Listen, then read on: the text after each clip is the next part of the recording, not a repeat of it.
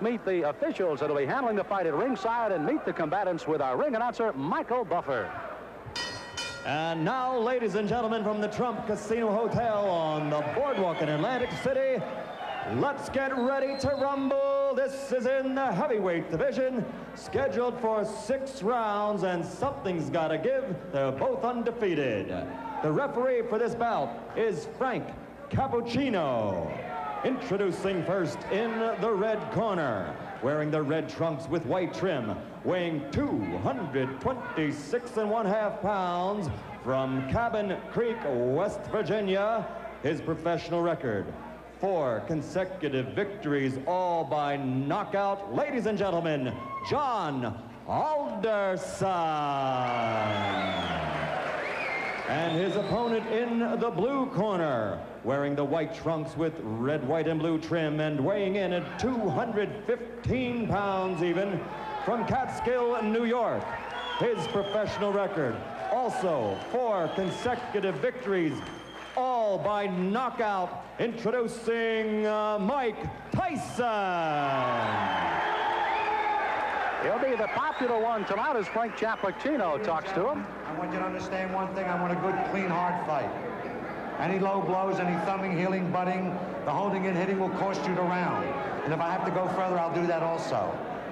In the event of a knockdown, the man standing, go to the farthest neutral corner, stay there until I call him back. Okay? When I say break, I want you to protect yourself at all times, and you step back clean. Both of you understand that. Both of you touch gloves. Good luck. Well, the folks back in West Virginia may not recognize this man without his miner's hat. He's come out of the mines to fight. He won May 31st, a second-round knockout over George Mayweather. And his opponent also with a 1-round, as a matter of fact, 39-second fight against Rick Spain here in Atlantic City on June 20th. That's Tyson. Tyson in the white with the red stripe, solid red trunks. With the white stripe will be John Olderson. Olderson, a tremendous height advantage. Al, how much will that play a factor in tonight's fight? Well, he has got to keep Tyson off him. Use the jab, the straight right hand. And Mike Tyson gets inside very effectively. It's one of the things he does. So, and he'll go to the body once he gets there. So I don't know if the height in itself will be a big edge for Olderson. Olderson said if he does get inside, look for me to tie him up. I'm not going to try to rumble with him in there. I don't blame him. So Frank Cappuccino will have a busy night tonight, and this 6-rounder may not last very long with the kind of shots there. A left hook right to the face that time of Olderson. That was a strange punch, but Tyson is so powerful, no matter how he delivers those punches, they hurt. Boy, every punch Tyson throws is meant to knock you out. Now, as he gets on against tough competition, the question is, when he comes in like this, will he get nailed with counter shots? That's really what Olderson wants to do. Tyson, you heard documented, of course, the young man fighting and fighting very well, amateur 25-2, a boxing historian, reads book after book of boxing and watches all historic films of the greats. He's got an edge. His manager, Jimmy Jacobs, has the largest fight film collection in the world, so he can look at all those. He does look at all the former heavyweight champs. And of course, he's a long way from being that, but he's such raw talent at his age, you can't help but think about it. Al, how much pressure and how much can a 19-year-old take putting the pressure on to be the youngest champion in the world? Well, of course, that's them talking. That's Customato and Tyson making these bold predictions, and they put pressure on themselves. Now, Tyson switches to southpaw. I hadn't seen him do that before. Interesting. Lands with the lead left. Olderson is already bleeding from the nose, and I think that was from the very first left hand. Tyson, you can see almost like a bull as he just chases Olderson around the ring. Big John said he had to get off first tonight. He has got to use those long arms to his advantage. He has not been able to do so far in round 1. You know, when Tyson switches to southpaw, I think that's the clue for Olderson with that long reach and height to throw the straight right hand. I would just let that punch go. Olderson, a very good amateur record, 154-12. Took 3 years off from boxing, however. Worked in the mines in West Virginia. They started the laying off down there, and he went back into the boxing ring. And here he is at 4-0 with 4 knockouts. And already he's at a rugged first round. For Olderson, I think the key, he has got to throw that jab and follow with the straight right. Has done that only once and did land the right, although it didn't hurt Tyson. There it is. Now that right missed, but if he keeps doing that, he's going to give Mike Tyson something to think about as he comes in. There it is again, and he landed the right. At least to keep him from lunging at him with the big hands that he's throwing so far. That's exactly right, Sam. So the closing seconds of round number 1. Mike Tyson, the short of the two, against Big John Olderson. Mike Tyson delivers punches often in a very awkward fashion. Look at this left hand. That was a jab, but boy, he was off balance when he threw it. Still had a lot of power against Alderson. This is round number 2 of a scheduled 6-rounder heavyweights. Mike Tyson in the white trunks, Big John Alderson in the red. Alderson hailing from Cabin Creek, West Virginia, the home of the great basketball player, former Los Angeles Laker Jerry West. Alderson, as a matter of fact, plays basketball and softball just to stay in shape right now. I'd take him as the center of my ball club. Yeah, I think so. Muscle underneath. Now, Tyson, they told him to go to the body, and he's trying to do that in this round. But Mike hasn't been that busy when he gets on the inside. Good uppercut by Tyson. Alderson, you saw there, tried to lead in with a left jab and a right hand, but left himself wide open for the ducking Mike Tyson as he went right underneath. Mike Tyson doesn't wear any socks. I don't remember seeing a fighter in a long time that doesn't wear any socks. Or if he does, they're so short, they don't even peek out over his shoes.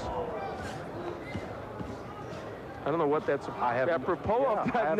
It's the first time I've ever seen it, and it's kind of odd. Now there's the right. Oh, good countering right hand, and that stunned Alderman. He backs up another right hand, a combination by Tyson, and he goes under attack. On the inside, Tyson is just ferocious. He throws those good, short, quick punches.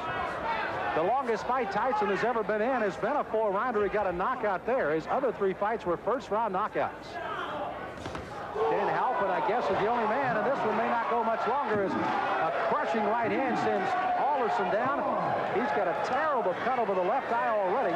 Clint Cappuccino right down in his face. He's going to make the count at 8. But that cut just on the outside of the left eye starts to ooze some blood now, and Tyson goes right back in on top of it. Tyson trying for his 5th straight knockout. Alderson weary on his feet, ready to go at any time. He's just trying to survive now. He's got to throw something out, though. He's laying in with Tyson. Frank may stop this fight. Ruling that as a slip, not a knockdown. Alderson peeking in over that swelling left eye, and here comes Tyson. Alderson throwing a right hand, no effect. Left hand that time sends him reeling against the ropes. He's almost virtually out on his feet right now, 29 years of age. Again, as I pointed out at the top of the show, that in itself could prove to be some difference in this fight, if nothing else. You know, Tyson looked at Cappuccino a moment ago as if, do you want to stop this? There he goes right back to work on that left eye as Alderson stays on his feet. Try to gamely throw a right hand as you see the closing moments of the 2nd round here. Alderson down in this round, may survive as he goes down again at the bell. He's got to get up. Now, a fighter cannot be saved by the bell in any round with the exception of the last, so he must come to his feet at the ruling of the referee says okay. He is, and he goes into his corner. But if he comes out to answer this bell, it'll be a gutty performance by Big John Olderson. Here's his mouthpiece. Here's his mouthpiece. Here. Here's his mouthpiece. Look, why don't you just come back and fight another one? Huh? Okay.